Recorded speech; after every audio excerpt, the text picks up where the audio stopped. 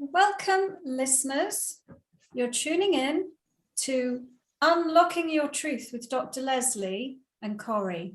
That's me. Unlocking Your Truth is a talk show about metaphysics and spirituality. We broadcast on 101.7 FM across the Fraser Valley. You can also catch us on all the major podcasting platforms, and you can catch all our back episodes on drlesliephillips.com. And I forgot to say, when we broadcast on 101.7 FM across the Fraser Valley, it is from the unceded territory of the Stolo Nation. Is it? Yes, welcome everybody. Today's show, our topic is about intuition, and it is how to trust your intuition. And of course, to trust your intuition, it's necessary to be able to recognize your intuition, isn't it? So how do you recognize your intuition, and how do you trust your intuition? That's a good topic. I like that topic. Yeah, it's a very good topic. Because it's got to do with more just intuition and more than just, doing one of these. It's all about decisions, if you're making decisions or stuff like that, like, should I this? Should I that for driving to work? Should I take this way? Should I take that way? What should I have for dessert? What should I have for supper? Yeah, it is about discernment, making choices and decisions, and how to be guided in making those choices and decisions. Yeah. So I'm going to talk about it from two perspectives. One perspective is how to recognize your intuition, and the other perspective is how to discern what is your intuition in the first place compared to other things that could be talking to you, so that you know what your intuition is and you know which information, which input that's coming into your awareness that you should trust. So let's start talking about recognize your intuition and some of the common ways that people experience their intuition. One of the most common ways is a premonition. They've done scientific studies on premonitions, and most people, and depending on the study, anywhere from 60 to 90% of people have had a premonition in a dream, where the dream is about something that's going to happen, either to themselves or a loved one, or even on a global stage, and it has come true, usually in about 2 to 3 days after they've had the dream. So that's one that probably most of you can identify with, is a premonition. Now, of course, if you have a premonition or a dream and you wake up in the morning and you say, well, I dreamed that my grandfather passed away, or I dreamed that there was an airplane crash, or I dreamed that a volcano erupted, or whatever it is, you're dreaming it ahead of time. And so you look in the newspaper, you Google it, you phone up your grandma, and everything's fine, nothing's happened yet. So it's really, really hard to tell if it's a genuine premonition or if it's just a dream. So I think that's a really, really common one. And sometimes it comes true and sometimes it doesn't. And I honestly don't think that there's a way to tell the difference until it's happened. Then you go, oh yes, that was a premonition. So what are some other forms of intuition so that we can start to recognize them? Getting a feeling about something. I just got a feeling about that person. you know, that person gives me the creeps. You know, they look okay on the surface, but I've just got a feeling about them and I should steer clear of that person. Or I've got a good feeling about this other person and, oh, I think I should go into business with them because I've got a really good feeling about them. That's a form of intuition. We often refer to it as a gut feeling. I call it clairsentience or clear feeling. And it's called a gut feeling because it's relating to your second chakra, actually, which is the energy center that's to do with the emotions. So that's another form of intuition that we can recognize, this gut feeling, this sense, that this felt sense that we have about people. Another way, another type of intuition is to know. You just know something. You don't know how you know. You don't know why you know. You just know without a shadow of a doubt. And it could happen to you while you're talking to somebody about something, you know, and you just give them some information and you know it's true, even though you've got no, you know, it's not something you've read about. It's not something that anybody ever told you about. And, or you know, you're driving to work and you just know to take a different route today. And then when you get to work and you talk to your colleagues and they say, oh, did you see that awful accident on, you know, such and such a road? And you go, wow, that explains why I knew I should take a different route, because there was an accident. So that's an example of intuition. And one word for it is knowingness, your ability to know. I also call it claircognizance or clear knowing. Okay, so tonight we're talking about trusting your intuition. And we're saying, well, first of all, in order to trust our intuition, we have to recognize it. So we've talked about a few forms: premonitions, a gut feeling, and a knowingness. There's lots of other forms of intuition, actually. And I have 22 different ways of being intuitive in my book, which is called Intuition and Chakras. And I do a special kind of psychic reading called a psychic ability blueprint, which actually breaks down your personal unique profile of psychic abilities. So we look at your gut feelings, we look at your knowingness, we look at your ability to have premonitions, and another 19 different aspects of intuition. So what are some of the other ones? You might hear a voice. You might hear a voice that says, I don't know, get out the way. And you're about to cross the road and you jump back and an out of control car goes past.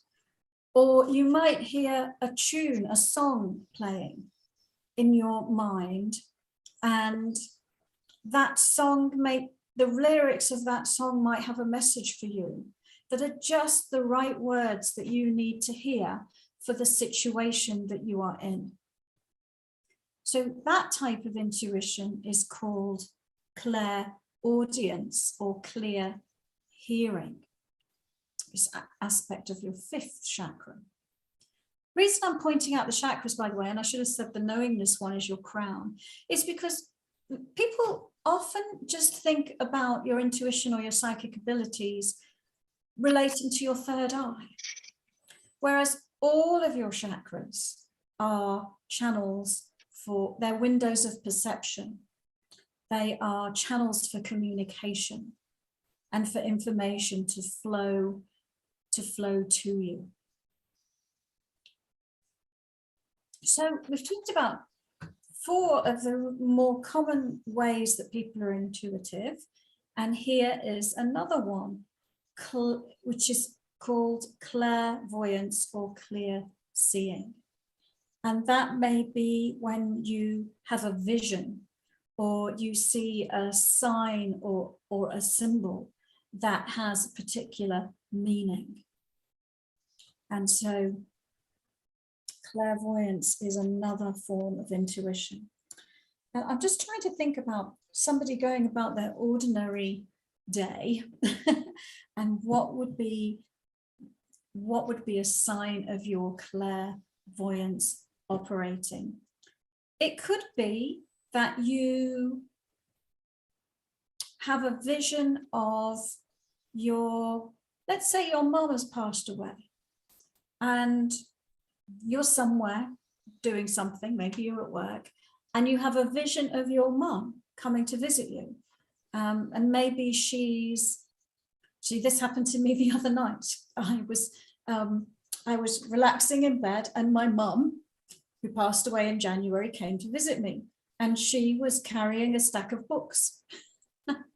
And she sat next to me and I was reading and she was reading, but she also brought this stack of books with her. And I felt like that was a message for me to get writing, because I've got a whole bunch more books that I want to write.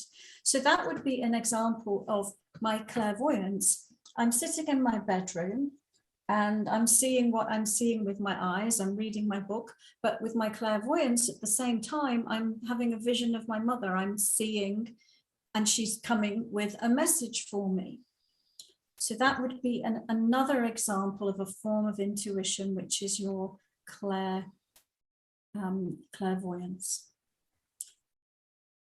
So now that's 5, and probably out of the ones I've said, the most common. And I have a psychic ability quiz, by the way. And in the psychic ability quiz, it asks you a bunch of questions and it will give you an answer. It'll tell you, are you more clairvoyant, clear seeing? Are you more claircognizant, clear knowing? Are you more clairaudient, clear hearing? Or are you more clairsentient, clear feeling? Or are you a bit of an intellectual person? And we've had do you know what? I don't know what the numbers of how many people have taken that quiz, but it's definitely over 20,000 people. It might be even 40,000 people because it's a while since I've been in there. So I can look at the data on that and see what the most common answer is. And the most common answer is clairsentient, right? So there's a bigger number of people who identify with being the one that has a gut feeling. The next most common answer is the ones who have a sense of knowing. You know, they just know something. And then the other two, I can't remember what way round they are, but feeling and knowing tend to be ones where people people who are perhaps untrained in developing their psychic abilities are able to start to have these experiences and recognize them as such. Now, I could go through all 22 psychic abilities, but I'm not going to. I think we've got other podcasts where we do that, and you can buy a copy of my book, Intuition and Chakras, and that will give you the full list of psychic abilities. Or you can come and have your psychic blueprint reading done with me, and then you'll get a personalized version of it.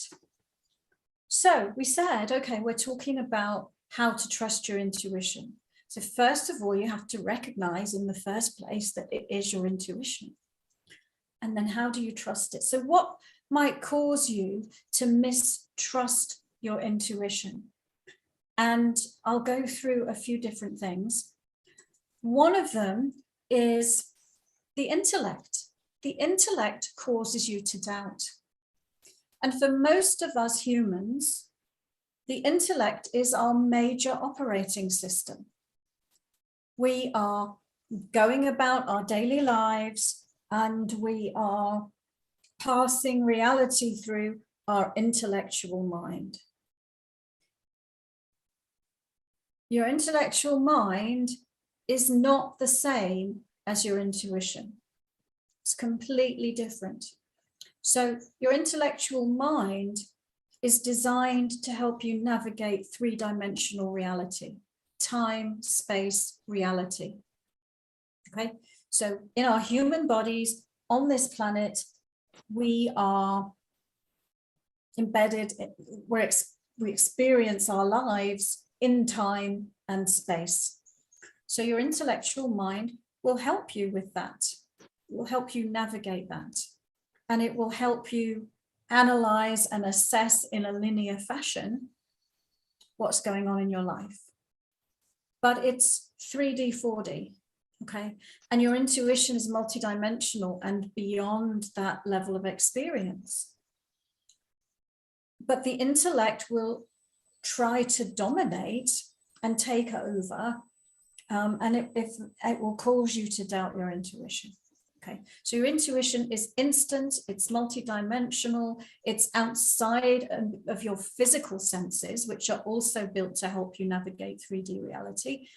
Your intellect is linear, and it's not instantaneous. Actually, you have to work it out, weigh up the pros and cons, jiggle about a few different concepts before you come up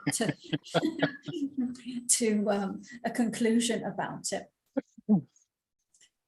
I take it by jiggle about, that doesn't mean shake your head back and forth, right?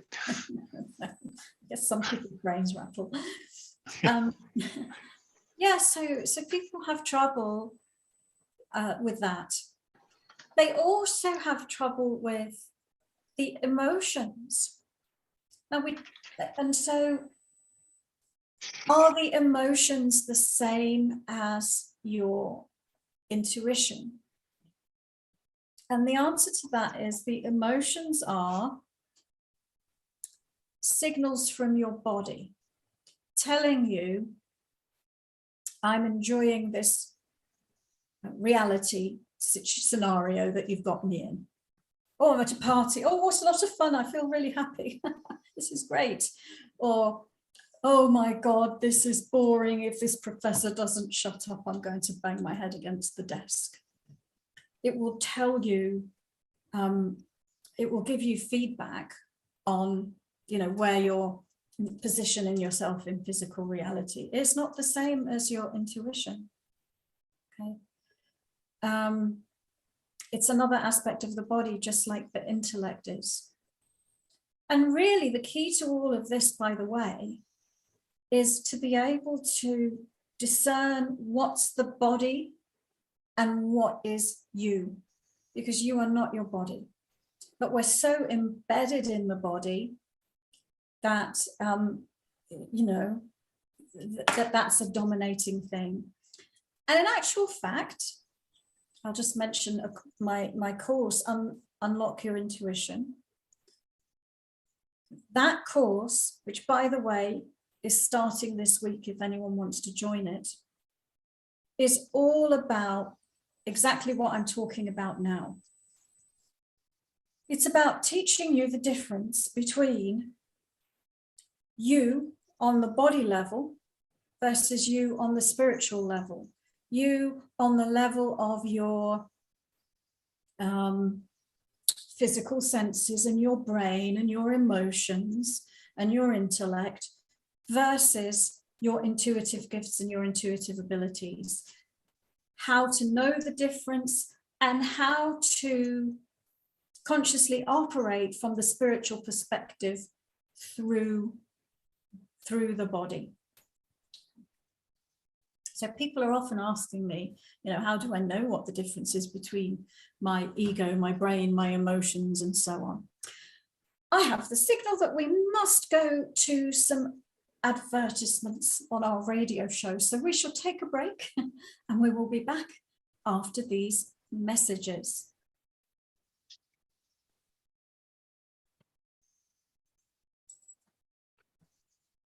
Welcome back, listeners. Today's episode of Unlocking Your Truth is about trusting your intuition. And we said, you know what? You have to be able to discern what is your intuition in the first place before you even can begin to know what it is that you need to trust. It's a We good also one. said at the beginning, you know, why do you want to use your intuition? And one of the main things we want to use it for is guidance in our lives. If you think about it, our lives are a series of choices, a series of decisions. And often we get stuck on our life path, don't we? Not knowing, shall I choose this or shall I choose that? What shall I do? I had a session with somebody this morning and they were just saying, Dr. Leslie, just tell me what to do. I would never do. I would never tell anybody what to do. You tell me. Apart from Corey. No, I wouldn't. But anyway, yeah. So we're always faced with these life challenges, these important decisions, and we want to know what this is, the one that's the most in alignment with my life purpose. Another reason we want our intuition is to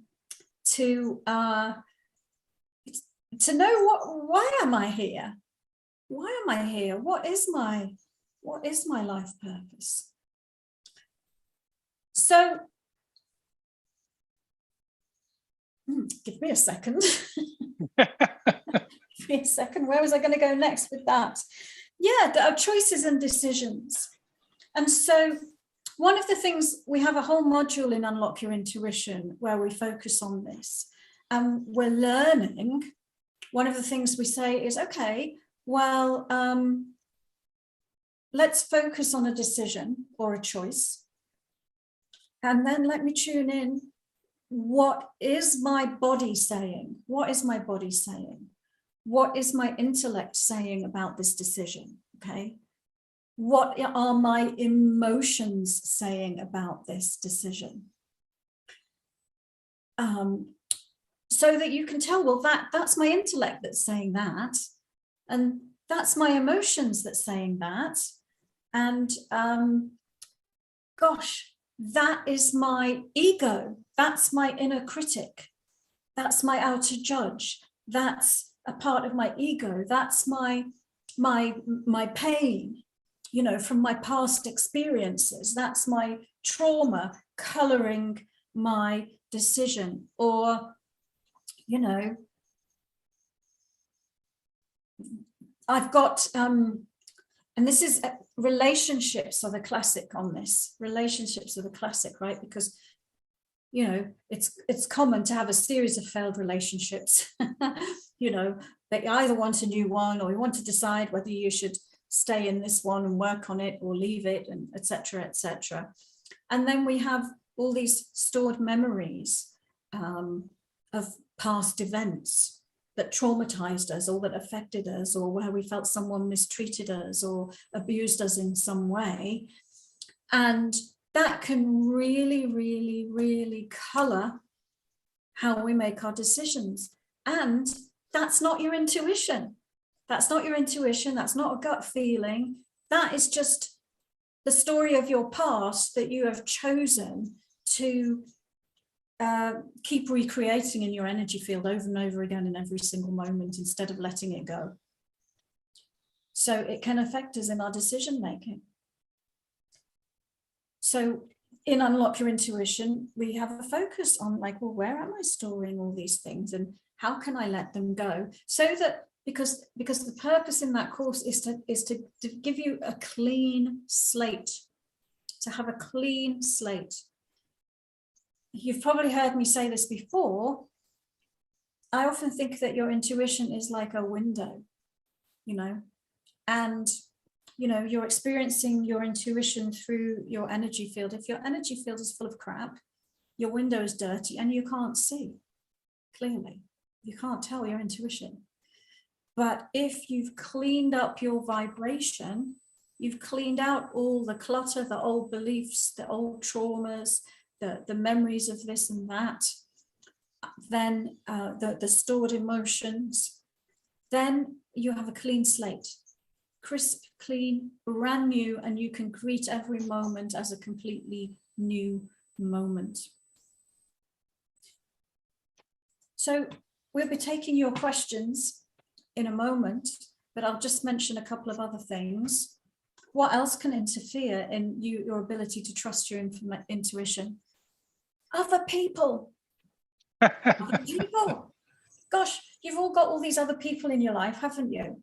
Your partner, your children, your parents, your friends, your peers, and they all have an opinion. Some of them like to really stir the pot. Some of them have vested interests. And it's so common for us, especially women, to phone up their friend and say, I'm in this situation. What should I do? What do you think? Right? And then your friend tells you, and then you're like, oh my God, I'm even more confused now. Because, maybe that doesn't resonate with me. And yet that's what my friend says. And maybe I should do what my friend says. So that's another thing that can interfere with it. Yeah, so there's a whole thing that we have to navigate and clear out the way and tell the difference in order to discern what is my intuition in the first place. What is it telling me? So I think that might be a good place to pause and answer some questions on this from the chat room. And by the way, if you're tuning in, I didn't mention at the beginning, we pre-record the show and we live stream on the Facebook group, which is Awaken Your Psychic Abilities Facebook group, and on my YouTube channel. So you can join our live chat room by either joining the Facebook group, Awaken Your Psychic Abilities, or by going onto my YouTube channel, which doesn't require you to join it, but you can watch the live stream and ask questions. Sounds good. I suppose you'd like a question then. May as well. Okay, this was from Anil, and she says, how can a person differentiate thoughts or feelings from intuition? How can one differentiate thoughts or feelings from intuition? That's a great question. And I have a very, very simple answer. And it has to do with where you position your consciousness. You are spirit, you have a body. Your body is your vessel, is your vehicle for experiencing physical reality through. There's a special place where you can place your conscious awareness that will put you above the emotions and apart from the intellect. And we have a whole module on that in Unlock Your Intuition. I also talk about it at length in my book, Intuition and Chakras. But in brief, this is to seat your consciousness in your pineal gland.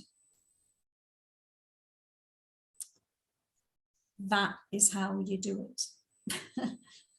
It takes a lot of practice.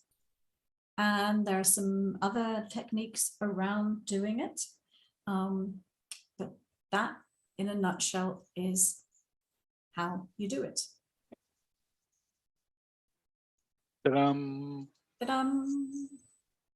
This is from Carol. Carol says, would love if you can do a show on dreams and intuition, Dr. Leslie. I'm fascinated about how I can be more guided by the messages from my dreams.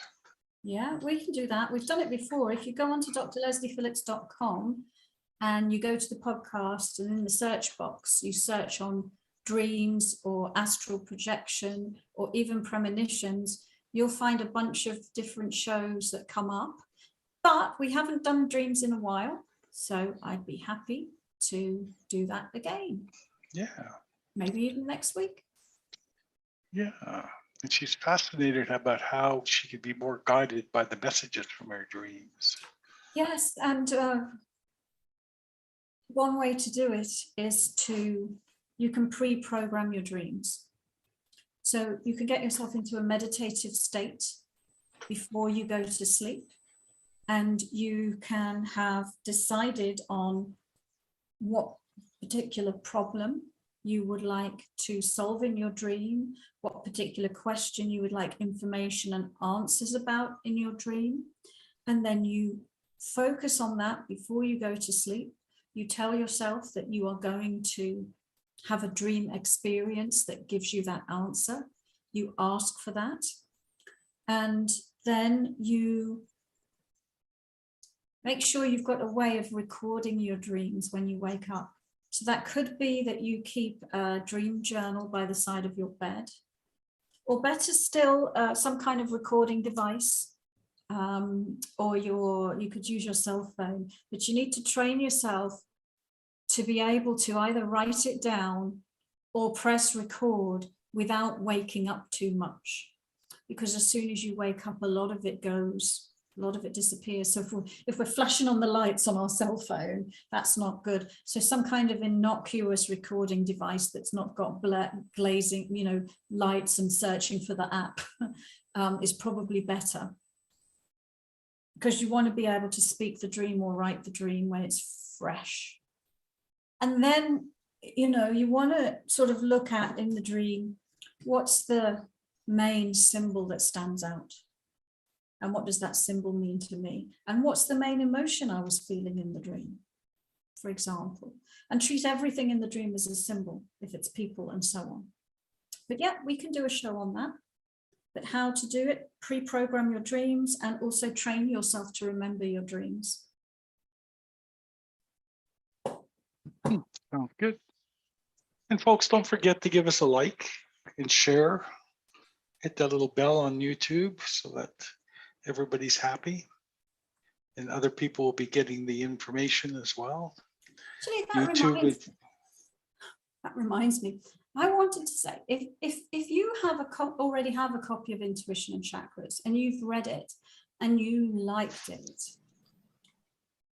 and you want to say thank you for all these YouTube episodes because we've got hundreds of them and they're all free, go on to Amazon and leave a review of the book.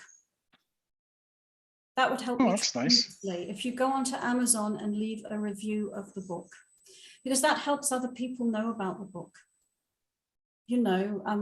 On Amazon, you're sort of competing against all sorts of other books, and how people find it is by the rating and by the fact that lots of people have written reviews about it. So I would really appreciate that if anyone feels inclined to do that. It only takes a couple of minutes. Eh? Yeah. So Shelby was looking for a future time prediction here. She says, so when will we see your next book?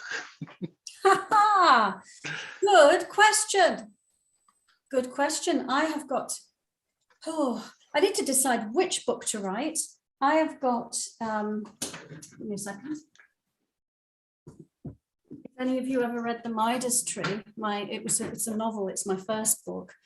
I've got a bunch of sequels planned, probably 7 sequels. This was like an introductory book, and I want to write a sequel, each one focused around life experiences around a particular chakra, but as a story. So could be the next in the series of this, or sort of you might think of next in the series of this. I've got a bunch of ideas for I might do one on medical intuition. I might do one that's a more advanced one on doing psychic readings. And I might do one on clairsentience and being an empath, just because that is like I said, the most common psychic ability that people are identifying with.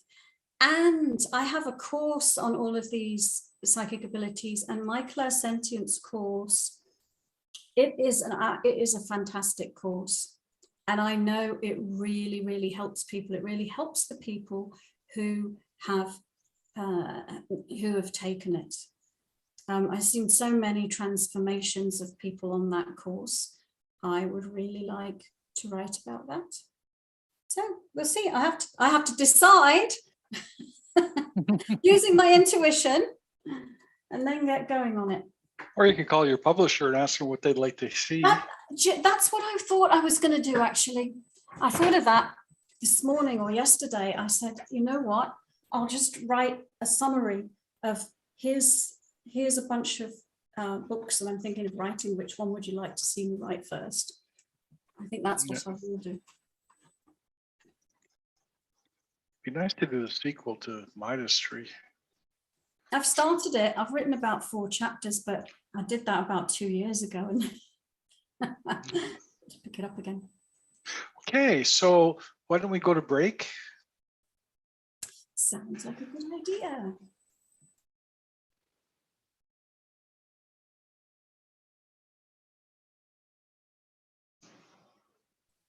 Welcome back to Unlocking Your Truth, listeners.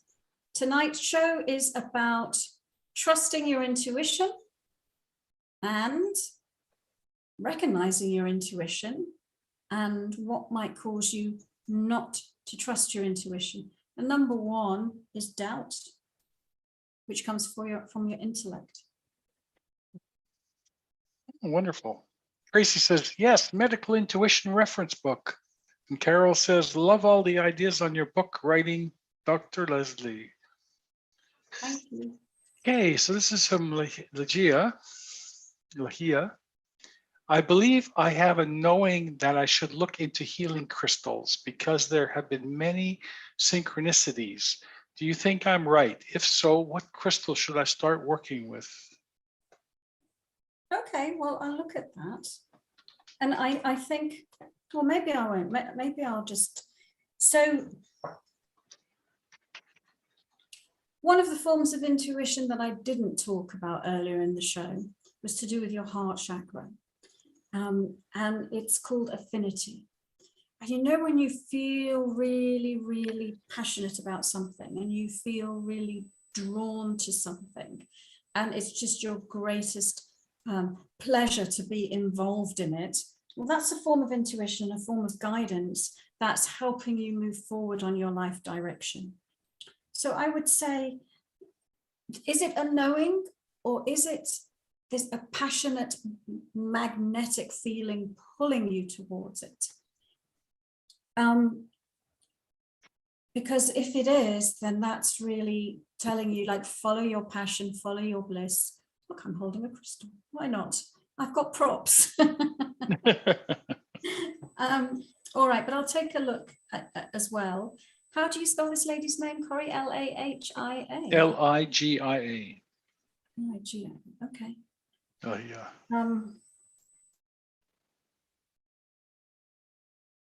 Well, what you're showing me is, yes, a kind of knowing about, it looks like you've been uploading, downloading, channeling into your system some information about crystals and healing. So what you're showing me is, it's almost like your hand chakras and your arm channels and your crown chakra are all lighting up, like there's a route of information coming in and flowing to down here. So that looks to me like this is right on target for you, this interest in crystals and relating them to healing. And I feel like you've got a lot of information and wisdom of your own about it. And by starting to play with that, you will have more and more of a sense of knowing or intuiting about different crystals and how you can use them in healing. I mean, you said, what crystal should I start with? I feel like saying all of them, but one that does come up is rose quartz. Rose quartz comes up as just helping you to open up more to your passion and resonance with the idea of working with crystals.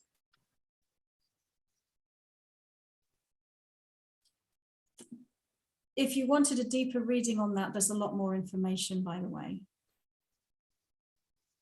about past lives and working with crystals, and about using crystals in different ways, not just in healing, but storing information.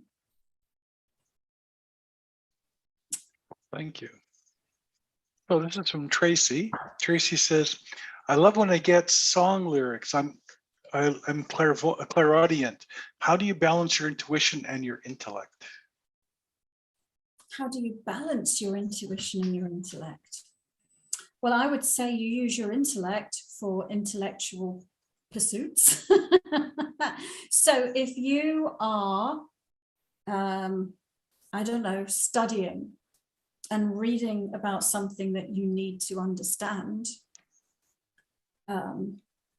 let's see, I don't know, you're reading a book on how to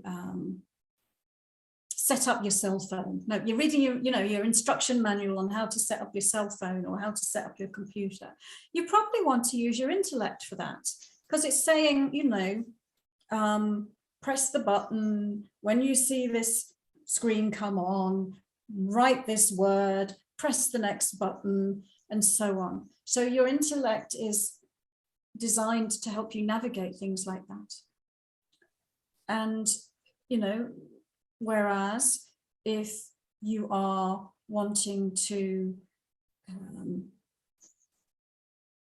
let's see, if you have a decision to make, you might want to tap into your intuition. So how do you balance between the intellect and intuition? Rather than balancing in a way, I think it's more about what's your purpose in this moment and which is the most appropriate. Is the tool of the intellect the most appropriate thing for you to be using, or is it your intuition? And I think everybody's different. And so for some people, they might in a day be using their intellect more than their intuition, and other people vice versa, or for somebody at one time in their life. So for example, I used to be a research scientist, and every day, all day, I was using my intellect. I used to be a business negotiator. I was using my intellect. Now, all day, every day, I'm using my intuition. And so the balance of my intuition versus my intellect has changed over my life, depending on what the focus of my life is at that time and what I'm wanting to achieve. So I think it really, Tracy, it depends on you and your personal circumstances, how you set that up within your system. That's the answer. You're sticking to it, right? Yeah. There's a lot of questions this week. Let's go up here. This is from Carol. Carol says, Dr. Leslie, I had a blueprint done with you a few months ago. I wonder if you could tell me which one is my dominant intuitive ability now. Well, I'll take a look. And again, I'll just mention that we all have many different forms of intuition. And, we would never say, in a way, So I want to make a distinction between the quiz when we're at the start of the journey and we're having some experiences of our intuition and we're curious, right? And it's very bingo, look, I'm clairsentient. You've been working on it. You've been developing it. And so I would have a different way of looking at it in a way, which is to say that we would never say, oh, my eyes are better than my ears. I mean, I don't know, we might. My sight's better than my hearing. So in some senses, your unique profile of intuitive abilities is something that's all working together to help you access your spiritual information. But I will take a look and see what's showing up as being dominant for you.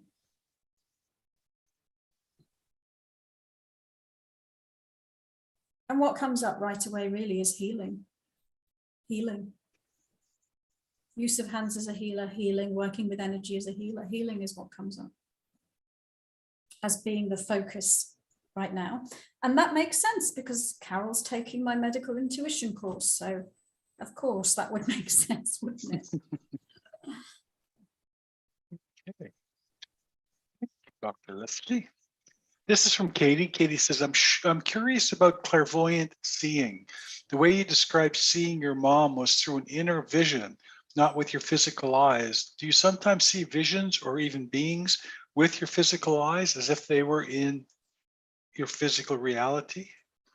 So, okay, your physical eyes help you see physical reality, and your physical eyes operate within a certain bandwidth of wavelengths. Your clairvoyance is geared to help you see non-physical reality and is sensitive to a wider range of wavelengths and a different range of wavelengths. So seeing with your physical eyes and seeing with your third eye or your clairvoyance it's different. And people often expect, and when they start my Unlock Your Intuition course and they're trying to see for the first time clairvoyantly, they often have expectations that they should be seeing it with their eyes, or it should be like the way that they're seeing with their eyes. And it's not. It can be as clear, but you can't get confused between something I'm seeing with my physical eyes versus something I'm seeing with my clairvoyance. So in general, my general answer is they're different. There is a kind of gray zone, and that might be something like a spacecraft that is mostly in a parallel reality or another dimension that is leaking in to this reality a little bit. And you might see that with your physical eyes, for example. But that's because part of it is appearing within the, bandwidth that your physical eyes are able to pick up on. Corey and I saw two strange things in the sky last night, didn't we? Yeah, they were unusual. Had us guessing for a little while in the night sky until they disappeared. So this is from Lori. Lori says, do you find that healthy eating can improve intuition? And just to make I pulled up, we did a podcast on that, and I've got that on the comments, so you can look that one up as well. But go right ahead, Dr. Leslie. That's a good question. And there are lots of people, you can Google this on YouTube, and you will find lots of people who say things like, you must eat a vegan diet in order to activate your third eye and to be able to be clairvoyant. That's not true. So in general, is it good to eat a healthy diet? Absolutely. One person's version of a healthy diet is not the same as another person's version of a healthy diet, number one. What's correct for your body is not necessarily the same as what's correct for someone else's body, number two. So we're all unique to some degree, and what we need to eat for our particular body type, or even at any point in time for what our body is needing. So your intuition can really help you tune into what does my body need right now, and you can use your intuition to help you eat a healthy diet that's tailor-made and custom-made for your body. So I have my clairvoyance no matter what I eat. I can eat a bunch of crap and still have my clairvoyance, right? It doesn't block it or stop it. That's my experience. Not that I eat a bunch of crap, but occasionally I might eat something like, I don't know, French fries. So, but I have also in my life experienced different diets. And I have eaten a vegan diet and for a number of years, and I have been a vegetarian for a number of years, and so on. And so I'm not either of those things right now, by the way. And I just want everyone to just clear their perfectionism ideas about this. But I will anecdotally share with you, when I was not eating meat, And when I then ate some meat, I could really feel the vibration of that animal's energy, because my system was clear of that. And when I ate the meat, I could feel some of the vibrations of that animal's emotions that were left in the meat. The other thing that I would say is you can work with the vibration of what you're eating. Okay, so, you know, traditionally people have said a prayer over their food or a blessing over their food. And really what you can be doing is you can be energetically cleansing the food, raising the vibrational frequency of the food before you put it into your system. I think that's a good practice in general. So I've given you a bit of a long and complicated answer, but the short answer is, in my experience, eating bad things doesn't take my clairvoyance away.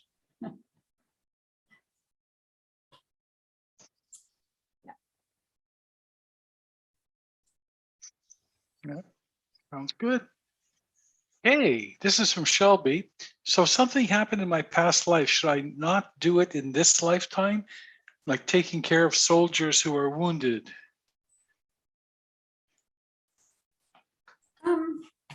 That's up to you. That's completely up to you what you do this life, and whether you repeat something that you did in a past life. That's, you have free will. You have choice. I'm not sure where that question is coming from. Is it your passion and desire to work with injured soldiers this lifetime? If it is, go ahead. If it's not, you don't have to repeat it. You don't have to do it again. I wonder if that's coming from some kind of concept about karma. But you have free will, Shelby. So decide it on the basis of how passionate you feel about it. I think we're going to do a show on food as well, because everybody seems to be commenting on that. So the last question, Dr. Leslie, is from SG. She says, how come sometimes I can hear my intuition so clearly, but most times I feel disconnected from it? Also, how can I stop overanalyzing a sign or thinking everything is my intuition speaking? Yes, so this is a common thing that people do. They have a clear experience of their intuition and they go, wow, I've made it, I've reached the pinnacle, wow. And then the next day it's like, oh, huh. And they think they're going backwards, or they think there's something wrong. They're not going backwards, there's nothing wrong. It's just that you're constantly changing and evolving, and different things are happening within your energy from this moment to that moment. So yesterday when you saw clearly, you could have had a completely clear energy field, and then you've moved into a growth cycle where you're now clearing out something, you know, from your system, or somebody said something to you that triggered you and brought a bunch of stuff up. So it's just normal that it can feel that way, that sometimes it's clearer than others. And so not to worry about that. So long as you keep healing yourself, then you are progressing and you are expanding. How can you not overanalyze symbols? I've got to stop now. How can you not overanalyze symbols in a nutshell? Or just take the first thing that comes to you and stop. The first thing, no more than the first three things, and then stop. I have to say goodbye now, folks. Yeah, that was a quick hour. Yeah. So next week we're going to do a show on dreams in some way, some form, some manner. And we might go from there. Yeah, okie dokie. I might come back to this intuition thing as well. Also, we're going to do one on food. Yes. and intuition. Anyway, that's it for tonight, folks. That's all, folks. Thanks, everyone. See you next week. Yeah.